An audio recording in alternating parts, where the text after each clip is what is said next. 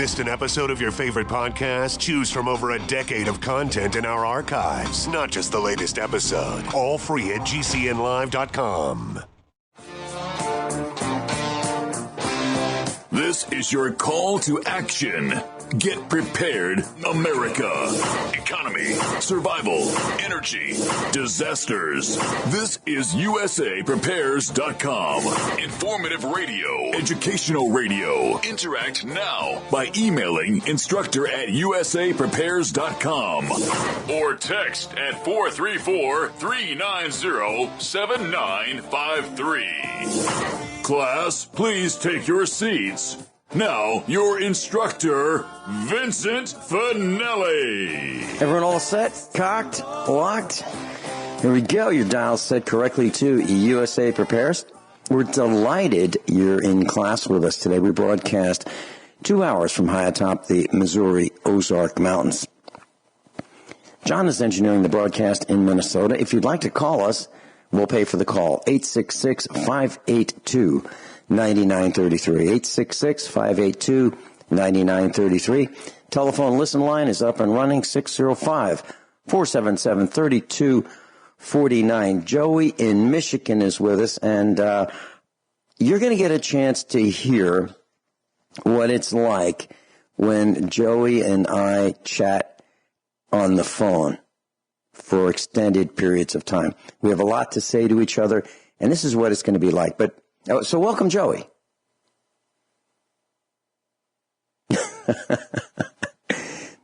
Joey, are you there? I'm here. Can you hear me, Vince? I can.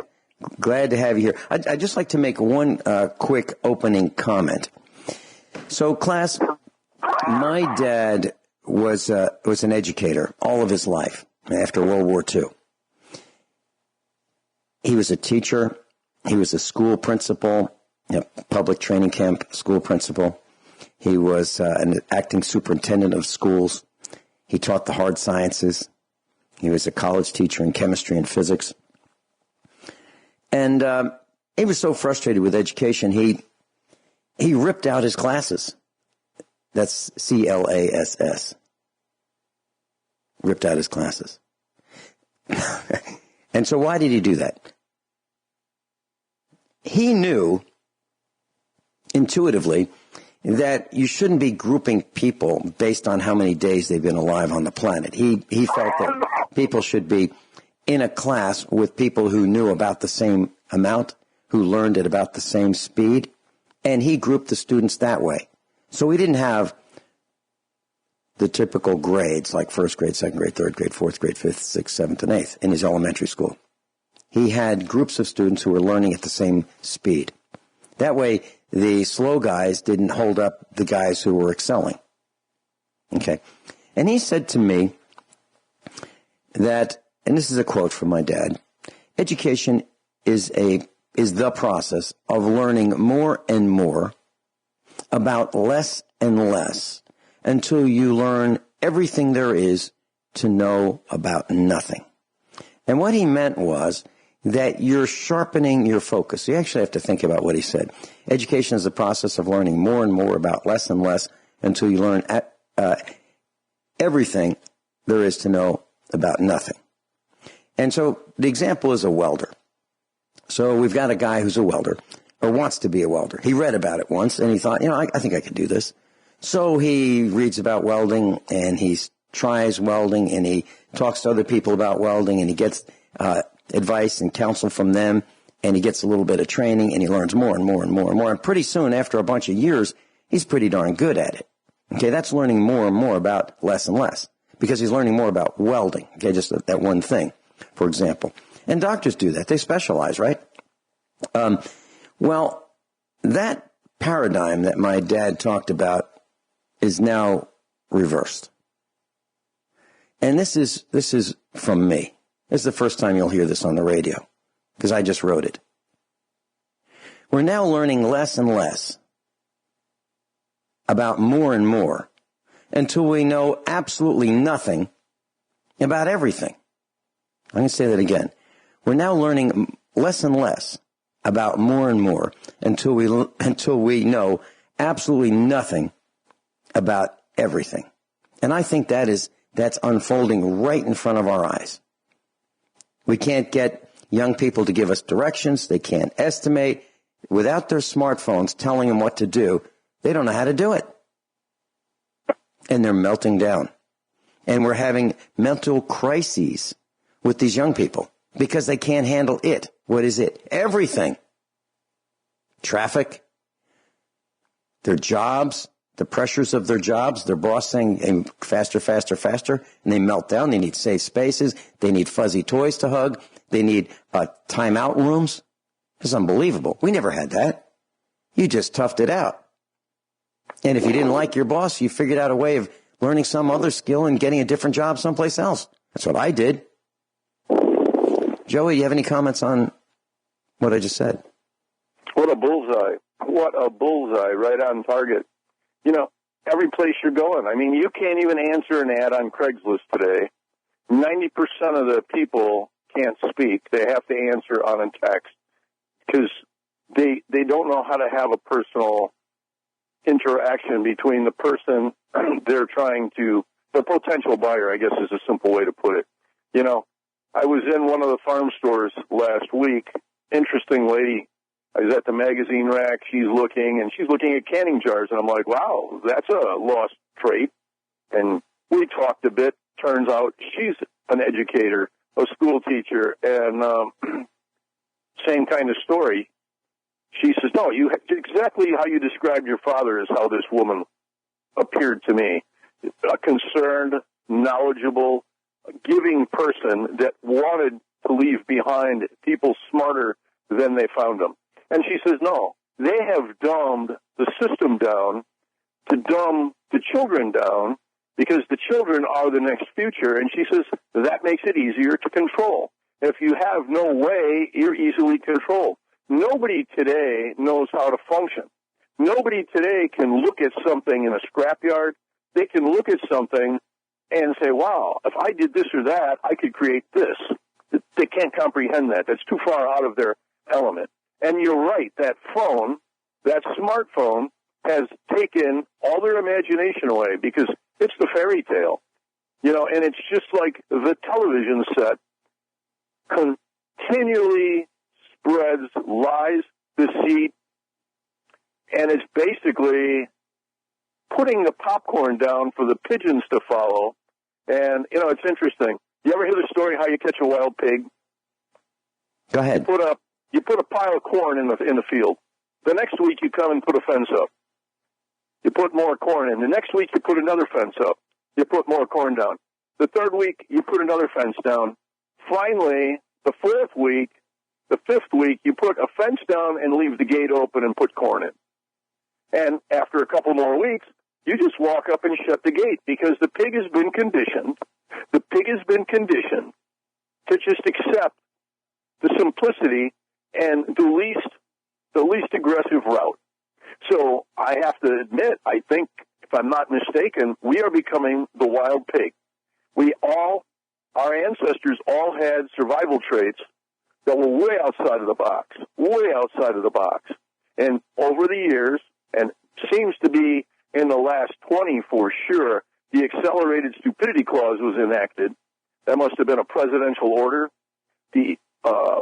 It's just too much. I mean, it's too much no matter where you go. Even when you go into a store. I was in a restaurant food store, and I'm asking something. The guy looks at me. I said, oh, hey, I don't want to bother you. So he felt intimidated. So by the time I come out, he come and found me, and he said, look, I looked this up. This is what I think you're looking for. He says, wow, I applaud that. That's phenomenal. And I said, you know, I was in a Menards store the other day trying to get something, and you thought I was trying to reinvent the wheel. I had 3 people, deer in the headlight episode. They're all looking out into space. And he's told me the same story. He had the same thing in a Lowe's store. You get to a point when you go to a store, and the reason you went there was because you need a product. And it used to be the person in that department that was their specialty. They knew all about the product. Today, they put the person that shouldn't even be pulling the shopping carts out of the parking lot in charge of a department. And that's his badge of honor. He feels gifted. He feels blessed oh, look, I'm a superhero. I'm in charge of a department yet. Ask him a question. Hasn't got a clue how to answer it. Not even a remote clue. Now all of a sudden, you say, oh, I think I'm good. I think I can do better on my own. Now you've insulted him just because he's simple and he doesn't understand what you're asking for, but that makes you the bad guy. And I've been watching these step-by-step procedures escalate, and I found a common denominator. And we're going to talk about that, I think, a little bit later in the show, but the television set is the magical pentagram here. It's the magic potion. Because if it's on TV, it must be correct. So if you start reprogramming shows over and over and over, and what is changing what you grew up to believe is accurate, and now it's the norm is to be ignorant, well, that's deceit. Is that a correct statement, Vince? Absolutely right. Absolutely right. And you know, you're talking about these stores, and I was in Home Depot, and I was in one of the specialty aisles, and there was a guy with an orange smock there. So I asked him, I said, I'm looking for one of these, something like this. And it was a common item. He had no clue. So I asked him the next question about it, and he had less of a clue. And I said, well, I was dressed a little better than he was, and I had a nice long sleeve shirt on, solid color, blue jeans, combat boots, and I stood straight, and I said, I'm from corporate headquarters. I've got your name, and I'm going to report you. And he just about soiled his slacks right there. When he got the second one wrong, I said, that's two. That's two you got wrong. And I was trying to make a point to this guy that, for gosh sakes, try to learn something about this department that you're in. Otherwise, you shouldn't be here. Why should it be that I, as a customer, know more about what they've got in inventory and what it's used for than the guy who is trying to help me, or acting like he's trying to help me, or perpetrating a fraud? He can't help me because he doesn't know. He doesn't know what? Much. He's like that guy who's learning less and less about more and more until he knows nothing about everything. Yeah, about a century ago, maybe a little more, my grandparents on both sides came to this country. They had to learn the language, and everything that they brought with them fit in one trunk. And so they were able to figure it out. They didn't have a smartphone. They had to figure it out, learn it, and become successful. And that's what they did. And unfortunately, our public training camp is failing us as parents, us as grandparents, if you happen to be a grandparent, and certainly the children in our family. And it's time you do something, class. And what does that mean? That means run for the school board and start firing the superintendents and principals. And then do something like say, well, how much time do students spend in class? Okay. And really? So more than half of their time is wasted for lunch and gym and recess and all that? Really? And then settling down in class? By the time they're done, it's only 2 hours of education? Why is that? Well, there are all these reports that they have to fill out. Teachers have to fill out all these reports to the federal government. So then the next thing you say is, all right, I tell you what, we're not going to do that. We don't need their money. We don't need the federal money.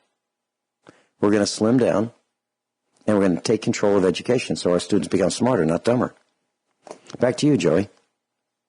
Vince, that education, if it don't start at home, it's not going to start. And to run for the school board is a hopeless cause.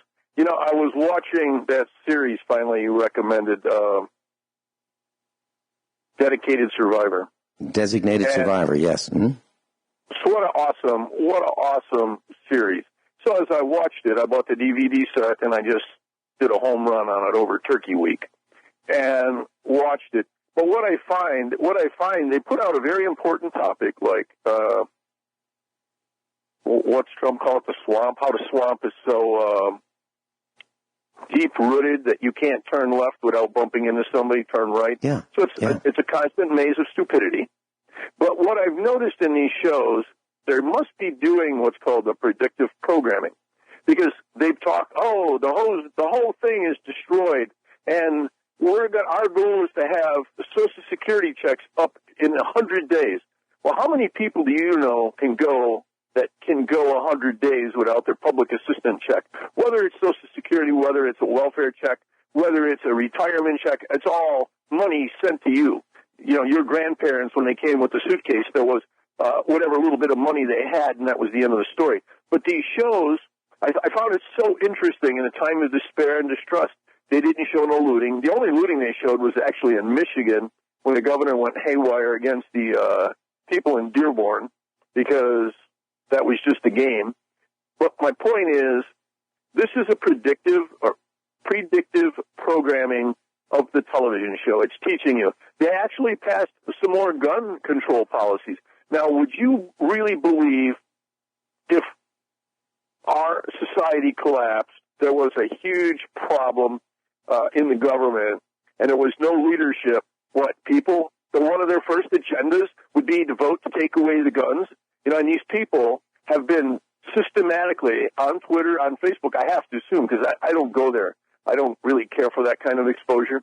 But the point of my story is, why would you promote that? Why would you, it's important, trust these people? How do you trust stupidity?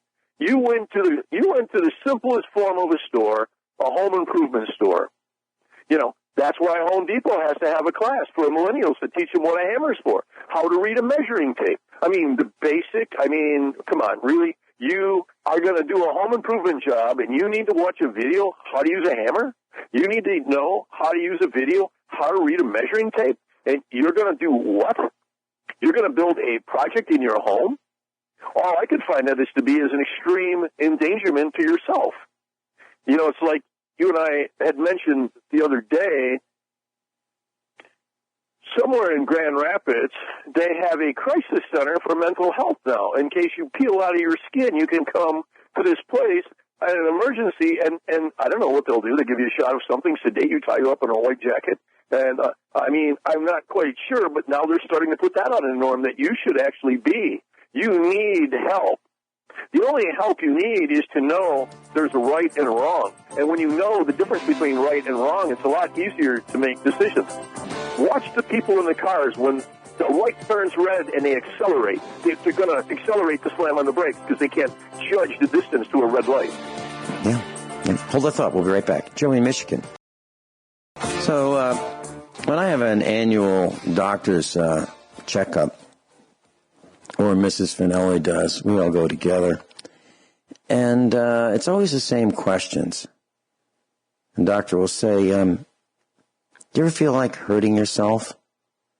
No. Do you ever feel like hurting someone else? And I always say the same thing. You mean like when I'm preparing my taxes? And they smile, and I smile, and I say no. And so, but evidently, this is such a big problem with mental health that this becomes a required question from the government corporation to ask us if we feel like hurting ourselves or someone else. But people are really getting dumb. I mean, they're like the gal who was driving, watching Netflix, ricocheting off the lines in the road a few days ago at 70 miles an hour, a 20-year-old, a millennial, a know-nothing millennial, ricocheting off the lines. People near her were calling 911 saying, this is dangerous. And the police came, but they were too late. She had already crashed at 70 miles an hour into one of those cheese graters. People are really, really doing stupid stuff. It's all around us. in the old world, they call that survival of the fittest. Today, it's the government's job to help that person become a productive member. But when you have stupidity teaching stupidity, how productive are you going to get? One thing I noticed in both of those shows, Designated Survivor and The Blacklist, since when has the word patriot, become such an evil name? It seems that every patriot is now considered to be some form of, I think the word they refer to him as consistently is a terrorist. Now, how did the country in 200 years, a patriot was someone that helped create and fought diligently and brought values and ideas to help pull the people up from the bottom. Today, they're considered the scourge of the earth, yet the intellectual vomit, the human garbage running the government, the subhuman lack of, what do you want to call it, connected dot learning. They can't even connect dots to see a picture. And that's why this works, because everybody's, what's that word, compartmentalized, where they're all, they can't even see if the guy in that room is going to do this, what the outcome's going to be. You, me, a couple other people, we can watch the dots. We're not very well educated like these superheroes that are running our country. I believe they're actually running it into the ground. But since when has a patriot become such a bad name? The other thing I noticed, we'll take The Blacklist, for instance, Red Reddington. What a neat character.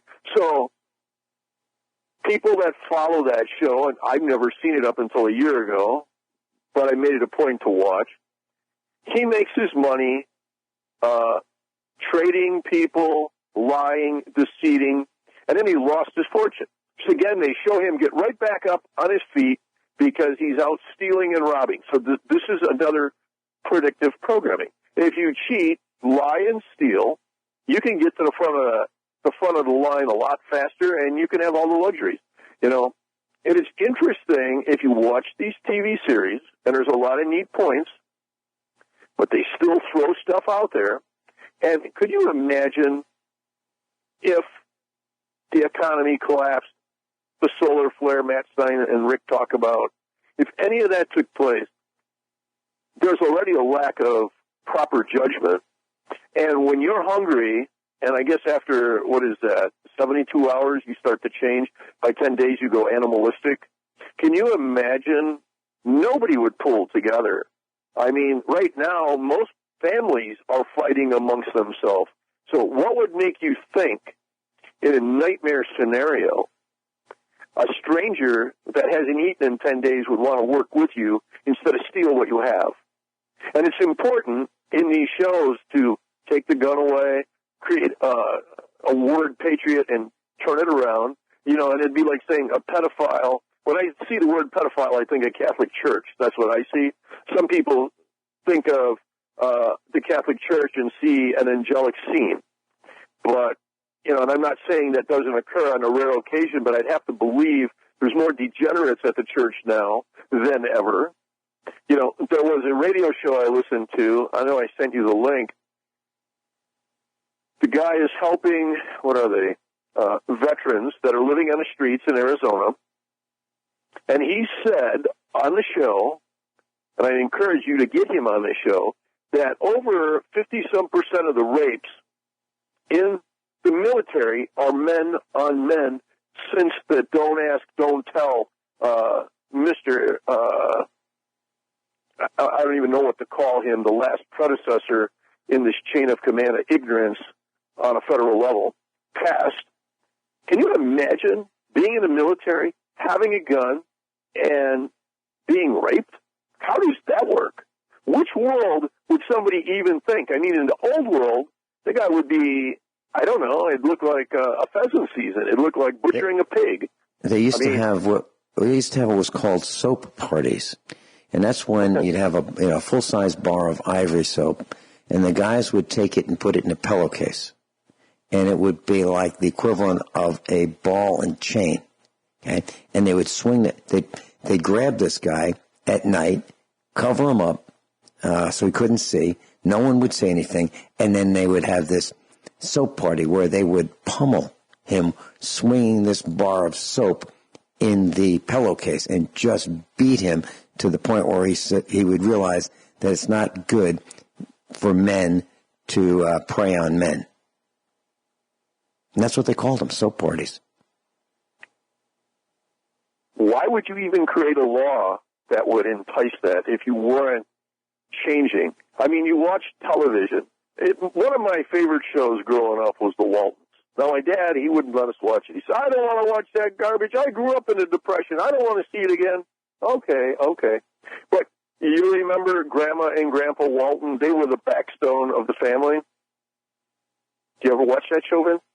Very, very rarely, but yes, I have seen it a few times. So Grandma Walton and Grandpa Walton, if you look their names up on Wikipedia, it will explain to you that both Grandma and Grandpa have been homosexuals the whole life, gay partners, the one 45 or 50-some years.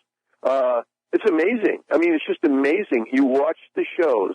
You know, I was in a kind of like a pawn shop the other day, and we were talking about TV actors, and I says, what is TV? TV's deception. You know, most of the actors that we grew up with, most all Disney actors, especially the children, somehow like Jodie Foster and those kind of people, they all turned out to be gay. I'm not saying that's a bad thing. That's, you know, but was it a conditioned response or was it a natural response? You know, because you have to believe that when these children are around, like take that Macaulay Culkin kid, and he's sleeping over at Michael Jackson's house in Neverland. Wow, I wonder what that means. You know, and you have so many listeners, you think there would be a few people that have a little bit of testicle fortitude left in their world, and they would get on and speak. I don't do this because I'm bored. I do this because I'm trying to at least give somebody something else to think about and think outside of the box. But somebody's got to know what MK Ultra was and would like to talk about it. Somebody would like to know or be able to tell us how, we'll call it the Beatles, the Stones, the movement, how that music changed our world. It changed the personality. I'm watching a movie the other day with David Carradine and Sally Field. And there's something about, honey, please come home. And it's a young girl that went to California in the early 70s and lived in a commune and got passed around like party favorites and eating out of the garbage. And when she came home, when her father would confront her, no, Daddy, I'll stay. I'll do whatever. She don't want to be back out on the street. But they must have taken it a little too far with stuff like Woodstock. They had to bring it back a little bit. So we'll use the television. The television's easy, right? Just like I said, those are great series. Designated Survivor, The Blacklist, and God knows how many other ones. I mean, my favorite one, and I encourage everybody to watch it, is called Survivors. And it was a BBC miniseries from 75, 76, and early 77. And it was about a pandemic that took 99% of the population out. And it explained without people, you can't have a food chain. You gotta, you know, and you could only live so long off of manufactured products that eventually decay and turn to waste. Well, then they did a remake of that in 2008 and 2010. And I happened to find that, and I splurged. I bought it. What was interesting is from 75-ish to 2010-ish, how the parameters changed, how the key players changed. And one of the guys that were the brains of the last show in the new show, yeah, he's a brain. And interesting, he's much smarter than everybody else because he took the Land Rover, he went to the camping store and got all the camping equipment. And so then you're reading the bonus features at the end and you're listening to him. Because, yeah, I didn't understand why I needed a Land Rover. I didn't understand why I needed this camping equipment because he was just like everybody else. Simple. And then they had a specialist come and tutor him on why you needed this truck because it's four-wheel drive, why you needed to have water purifying because the water was dirty, why you needed to have a sleeping bag, because there was no heat. But if you were to watch the show, you would think this guy was a genius. And in reality, if you were to watch his comments of why they had to tutor him, you would then realize he's a very simple person with very extreme lack of common sense. So I would encourage everybody if they haven't been offended already, to at least, by me, at least when they're watching a television show, try to step back from it and look at other messages that are being pushed. Because obviously, there's more deception. And I mean, I've been watching these shows forever and never realized the different things. Like when a TV series called SWAT came out in the mid-'70s. What did you think that was for?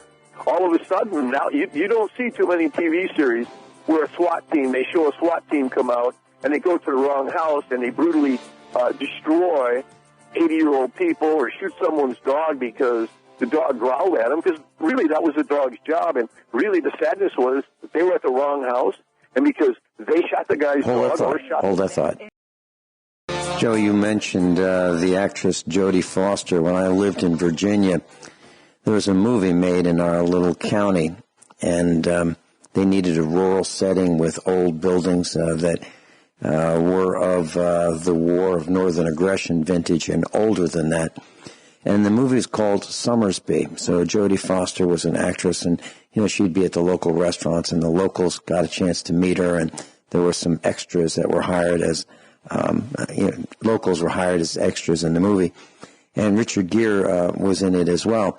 And the locals would talk about Richard Gere being a really nice guy, and Jodie Foster as being miserable. They really were disappointed at how Jodie Foster was in real life. Just a quick comment about that.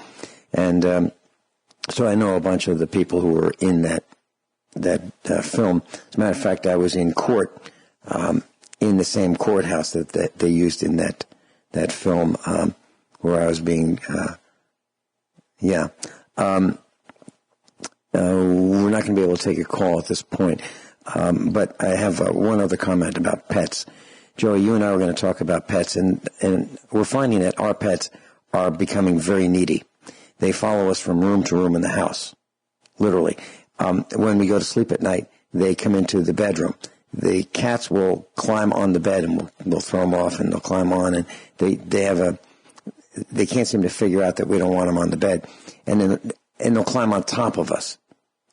And they are concerned about something. If we're outside, they follow us around the house. They follow us into the fields. The cats will follow us outside. And if we're working on automobiles in the automotive shop, they're all in the shop, all of them. Something's going on. Are you seeing anything like that? My pets do the same thing. A few farm animals left will do the same thing. And one thing I noticed that the dog does, she stores food. I give her food, she puts food away. She hides it around the house. So it's very interesting. If I give her food outside, she hides it outside. If we're in the vehicle, she hides food in her blanket in the seat. And it's like, wow, even the genetic instinct, the only genetic instinct that's been stifled, Archie Bunker's favorite word, eat it, stifle yourself. So has been stifled is our own basic GPS system of what we should be doing. And, I've said a lot of stuff today. I probably made a lot of people angry. And the intent wasn't to make anybody angry. The intent was to have somebody start thinking. When you watch a TV show, and it can be your favorite show, and I'm not saying it's a bad thing, but when you're watching, I tend to go look up the actors on IMDb, whatever it is, or Wikipedia. Start reading about who your actors are. I mean, because just because they look like a superhero in a movie doesn't necessarily mean that the guy that played Iron Man, I can't think of his name, he was a heroin addict, and that's great. Mickey Rourke, everybody's superhero. He created a heroin addict out of his wife. And I mean, these people, they're no different than everybody else. Whatever purpose they chose in life, they wanted the free ride. And they sold, pardon my French, they sold their soul to have that moment of glory. It was like you talking last week about the fires and Pierce Bronson and his wife going to a burn site of their home being destroyed. And she's in sandals because they don't even have enough brains to know. Go get some shoes. Go get whatever it is you need. But the bottom line is, do it now. If you wait, if you snooze, you lose. And, our pets are telling us something. Our friends are telling us something. Even if they do nothing, they're telling us something. Because at least we know not to really count on them. Because they can't help themselves now when they have all the luxuries you could ever wanted in your life. Are you hearing anything from people you know abroad about pets? Two different people, one 900 miles away, one 200 miles away, the same thing. They're very needy. They want the energy. And is it energy? Are they being affected by energy? I don't know. Really good point.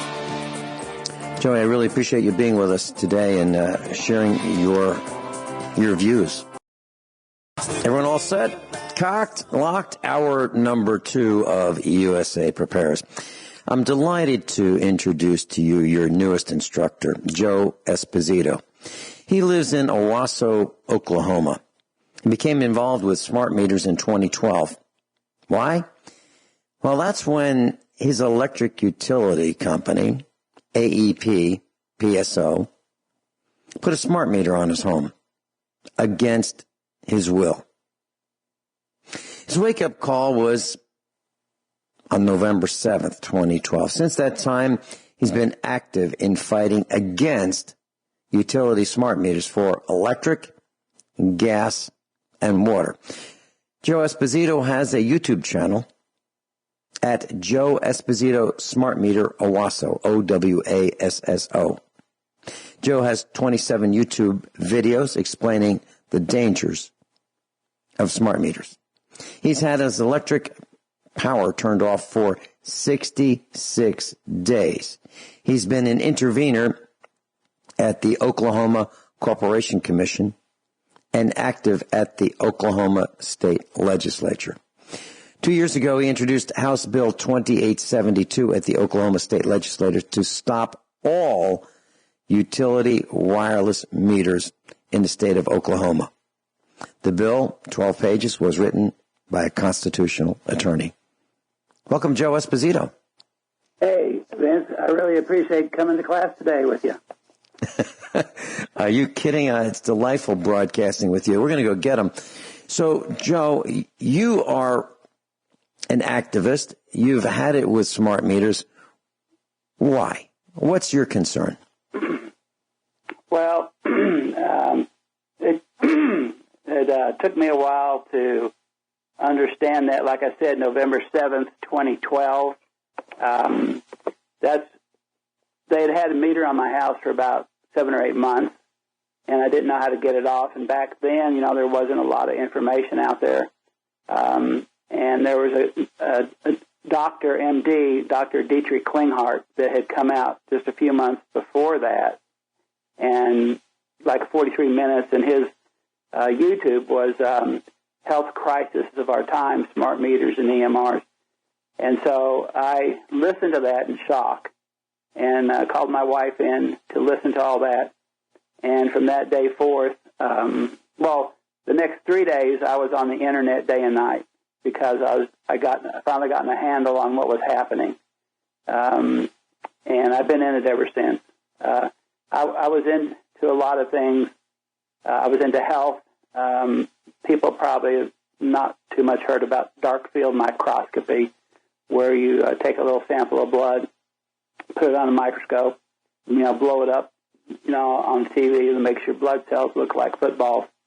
And I was starting down that road, and that's when I got hit with smart meters. And I have a degree in physiology, BS, and so I know a little more about the human body than most people. And so when I realized what was happening, I said, it really doesn't make any difference what we do to try to help our health. Unless we stop wireless, it's not going to work. I mean, yes, you should do like a regimen of health supplements and things like that, in my opinion. But if you understand what's taking place here, the damage is far exceeding what we're trying to do to fix ourselves. And so then that launched me for the last 6 years, going on 7 now, to fight this stuff. And, the more you listen and the more you learn, it takes a while to learn all this because there's no one out there really teaching you what's happening. And I had several health issues back when I learned what Dr. Klinghardt was sharing with us. And so he suggested two things. One was, he said, if you smash the meter for the third time with an axe, that's the German method. It costs about $10. That they would come and replace it. Well, that may be where he lived, but not in Oklahoma. So I even told the chairman of the Oklahoma Corporation Commission when I was there, giving public comment on that story. But I said, well, I didn't think that was going to work too well. And the utilities were in the room and everything. But one thing he did suggest was you could take a piece of lead, and you don't touch the meter or anything, but there's a box. The meter sits in a housing, a box, electrical box, which comes into your house. And so I took his advice, and I cut that. I got it from a roofing company, and I cut that in strips of 10 inches and put it around the box. And I slept behind that in a recliner because I was in so much pain with my shoulders and my hands at night. I couldn't lay down. And when I put that on the box on a Friday afternoon, about 1, I woke up towards morning, and my 3 major health symptoms were all gone. And I was just stunned. Now, the average person probably, I don't know if they'd connect all that, but, having some background in physiology. But it was amazing to me, so I didn't need any pharmaceuticals, and I sure didn't need a doctor. I just needed to get the radiation off me. And so that launched me then to go down to a place called Jones Aluminum. They sell metal aluminum screen wire. And I bought a 6-foot wide by 20-foot long piece of aluminum screen wire. And I set it under the recliner, and then I threw it over the back and tied it together at the foot. And so that night I slept, I even got better. I had more relief from symptoms. And let me just say there's probably the common, there's maybe 24, 25, or 30 symptoms that wireless causes. And so things started going away. Those symptoms started going away. And so I thought, I don't have anything on the sides. I knew nothing of Faraday cages back then. So I said, I went to Lowe's and got some 1x4s and made some side panels, and then I got a, stapler and shot the wire to the sides. So now I had like a cage. And I had an air conditioning vent right there by this big window where I was sleeping in the recliner. So I took a 3/8 reed bar, drove it in through the air conditioning vent into the earth, and I got a 1/2-inch twisted cable aluminum wire, and fastened it to the 3/8 rebar, then put the other long piece of wire underneath my cage. So now I had a grounded cage. And so this is my testimony of what happened that next morning. I woke up, and I had my stomach growling. I could hear the clock ticking in the kitchen, and it was daylight.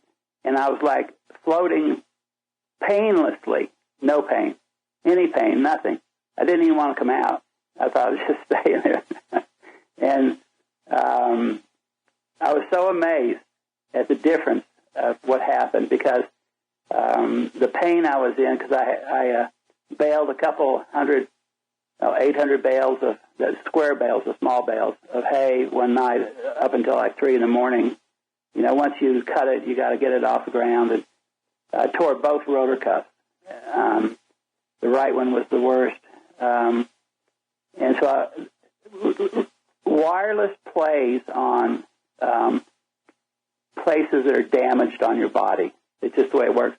And then my right hand, I did work where I was building retaining walls. And you take a paddle bit, 11/16, and you drill 3/4 plywood, and you put wall ties in there to hold the thing from blowing apart when you're pouring cover. Well, those drills would bind up, and they'd tear your hand up. And so I used to wear gloves at night, those jersey gloves, because of the pain. But I'm telling you, everything went away. There was no pain. That was the amazing thing.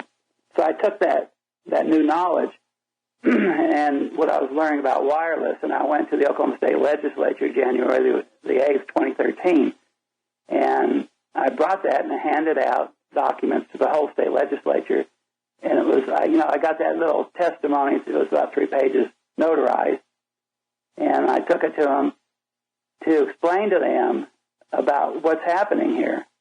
And so now here we are down, about a year into it. And there was a YouTube on Camille Reese and Dr. Nicholas Gonzalez, who's an MD in New York. They were talking.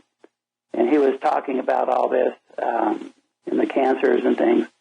And he was making the comment like 80% or so of our illnesses is nothing more than wireless radiation.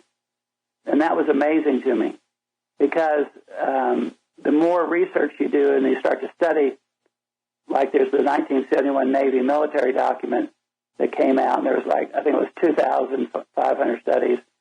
And there were 5 pages of health symptoms.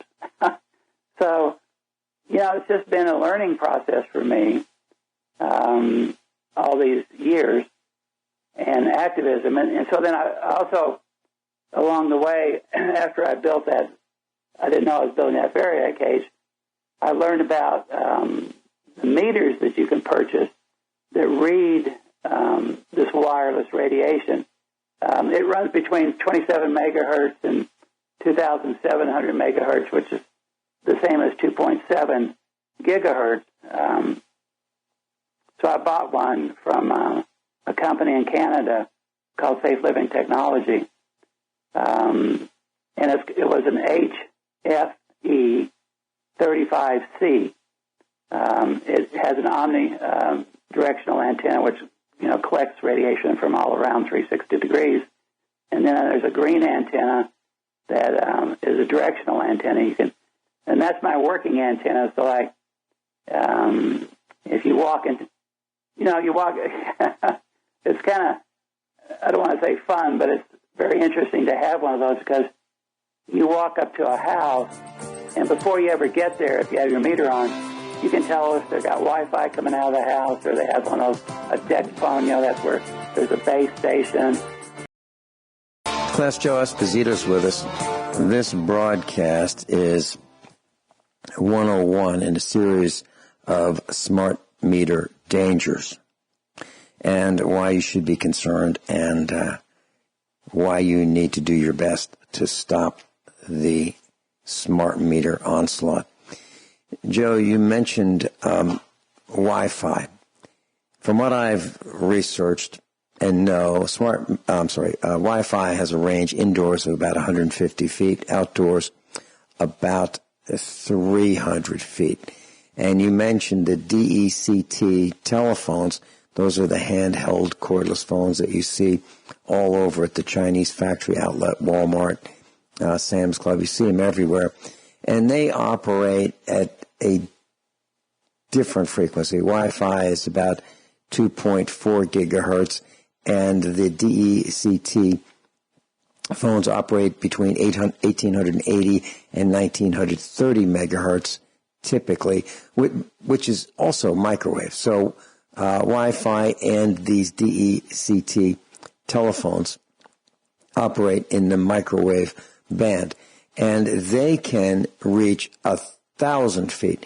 So when you're walking around with your meter, that's why you can see, before you even get to the house, all of these signals.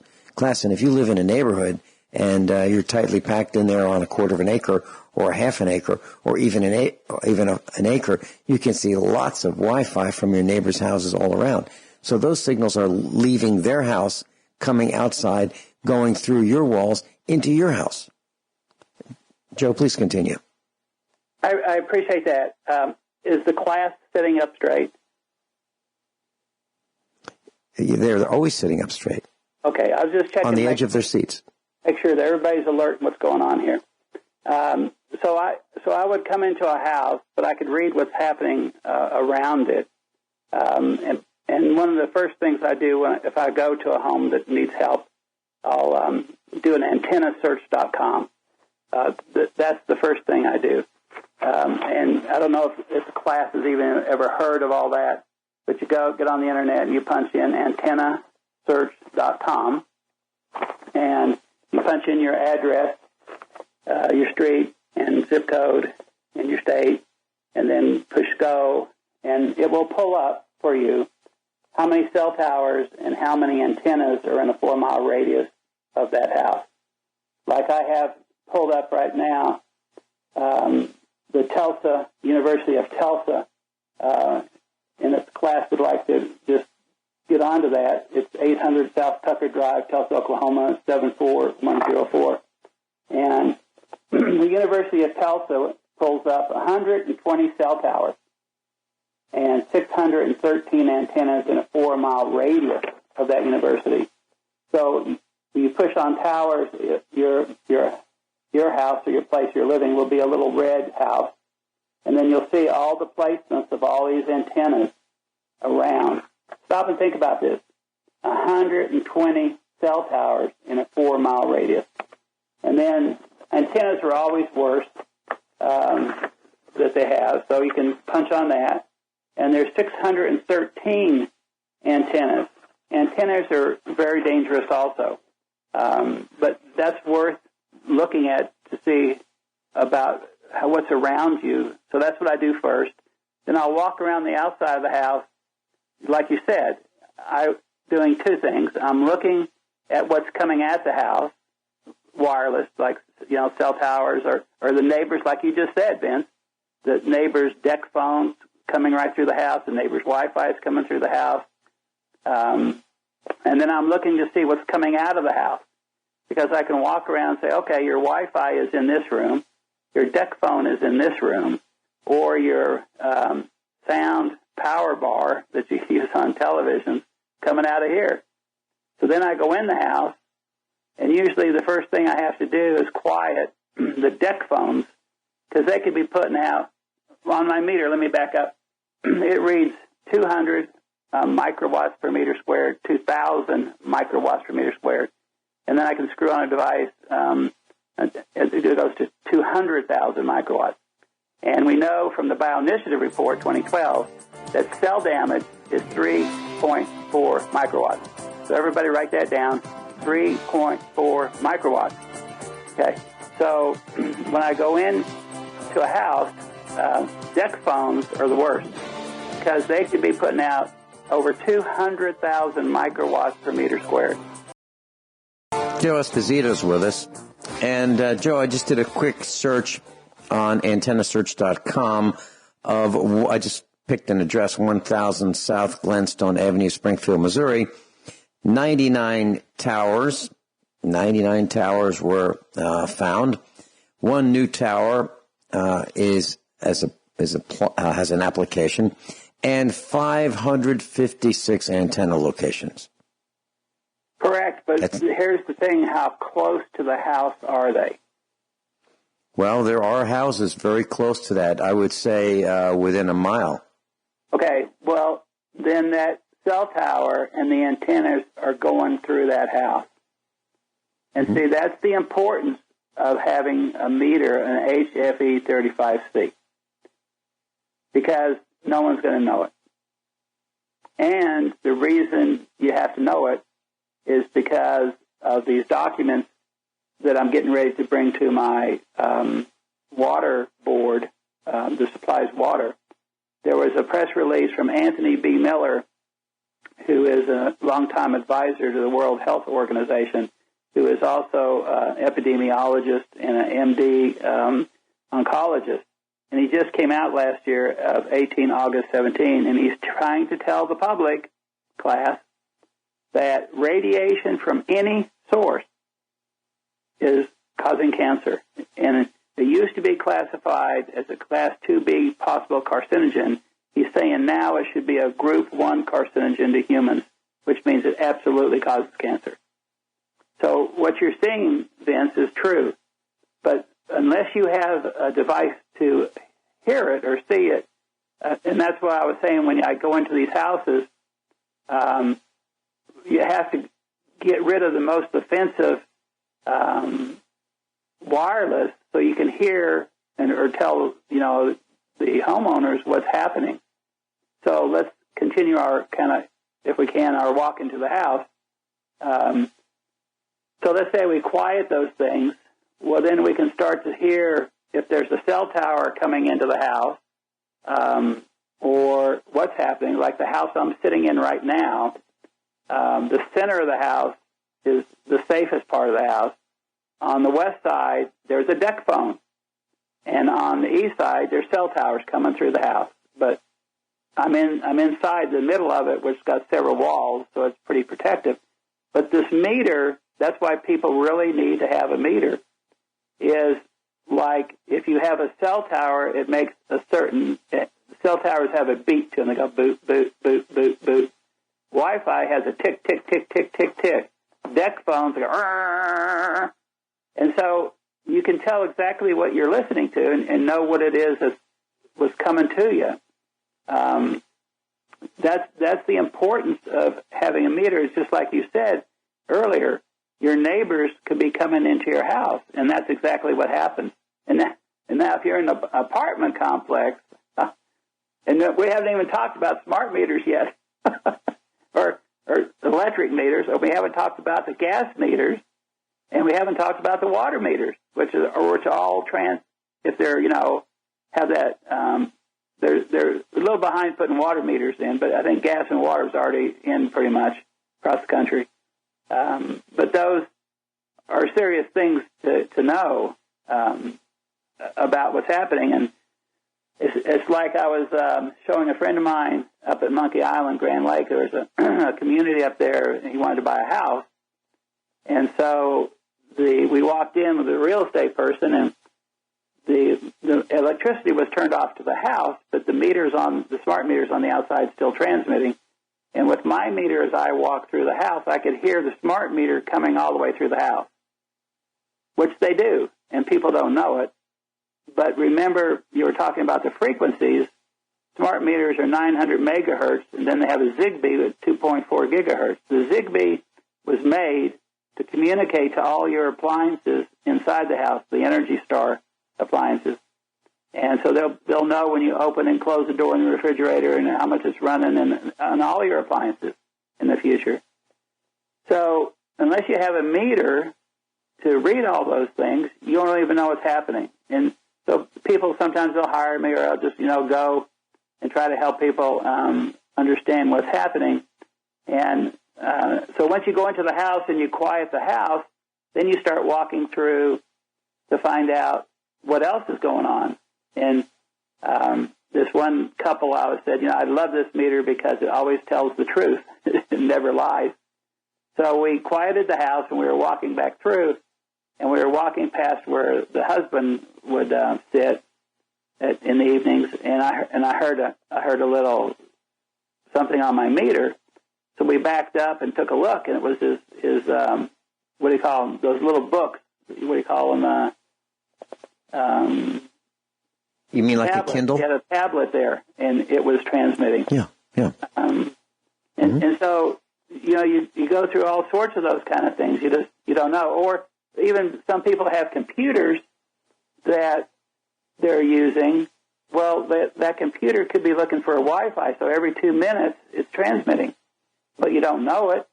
And so what I do when I get around the computers, I'll just let my meter sit there for a few minutes to see, because you can go internally into that computer and shut down that computer from searching for that Wi-Fi so you don't get hit. So you're exactly right in what you're saying. I mean, that's very important. So, at the moment, I'm getting ready to go to my water board. I've lived in Owasso now 24 years.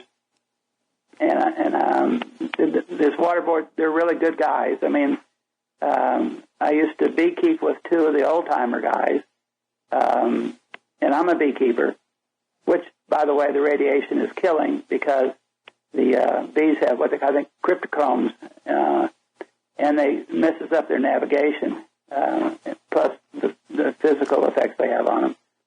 let me read to you what my letter is to my water board. Is that okay? Absolutely. Name the names. Yeah. Okay. This is Owasso, Oklahoma. This is where I live. It's Washington County Rural District number 3.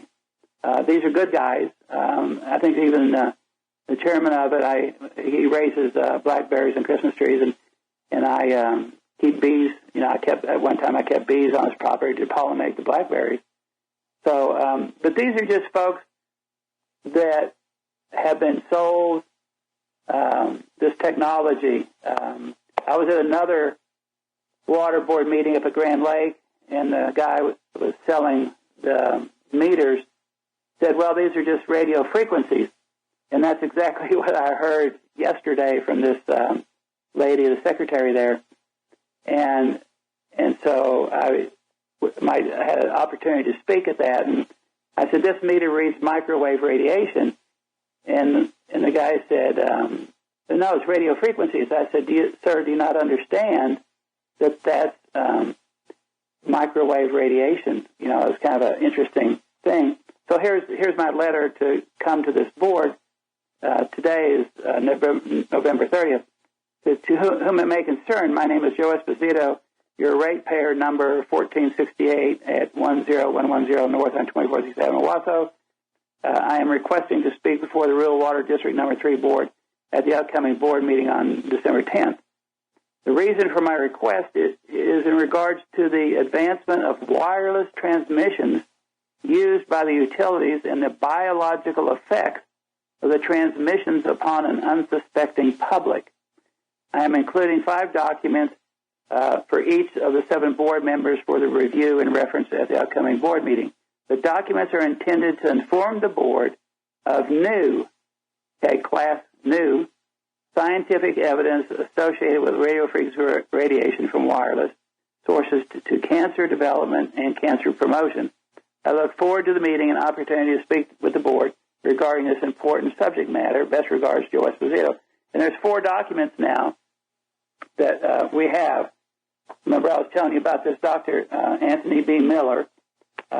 He's an expert researcher. I mean, and this is when I got this document, I filed it at the Oklahoma Corporation Commission.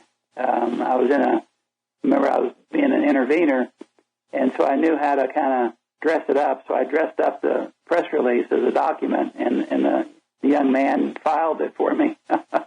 And then I took this document, it's 3 pages, and I put Bob Anthony's name across the top of it. I said, Bob Anthony Smart Meter Cover-Up.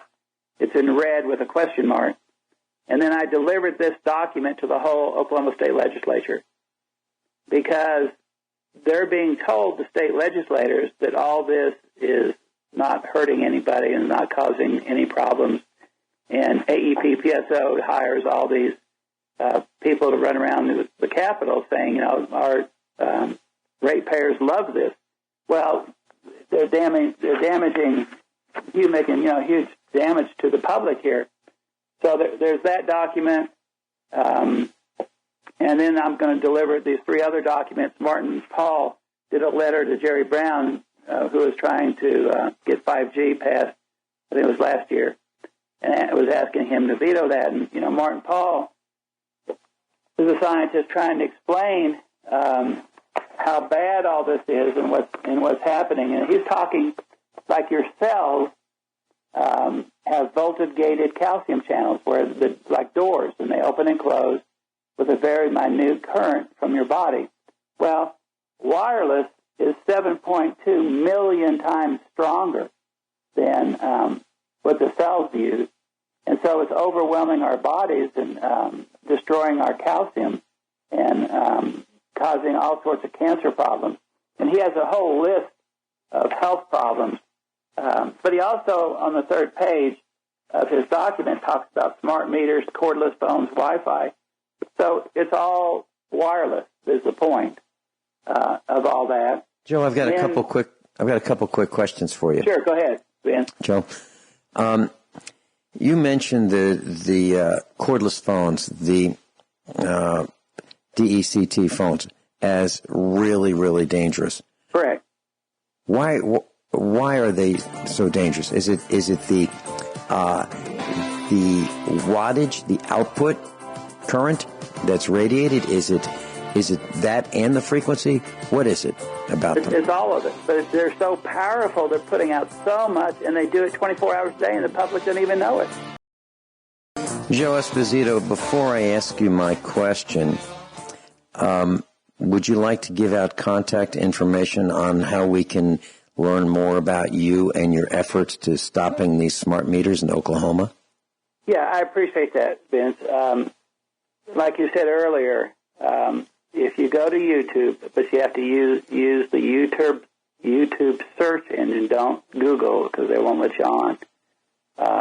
But you go to YouTube search Joe Esposito, Esposito, Smart Meters, Owasso, Owasso, and that will pull up the 27 YouTubes. We have one now that's running at 204,000. It's going up 1,000 a day. And, I mean, if you want to try to call me, that's fine. It's 918-274-8111. 918-274-8111. I get phone calls from all over the country. And people are in distress. They don't know what to do. Big problems. Or if you want to come visit, that's fine. But when you get on my YouTube channel, the older ones show that the aluminum metal screen wire is all nailed to the south side of my home because I'm trying to block the incoming radiation, which it does to a point. Because when it gets so strong, it will come through. And so, we had to get $1,000 canopies to hang over the beds to get it to be safe. So, yeah, I'll do what I can to help you. That's where my question. Yeah. That's where my question comes in. So, Joe, we were assaulted by these utility cooperative guys, and a guy showed up at our house and with a truck full of meters, and he was going to put one on our house. And I said, no, we're okay.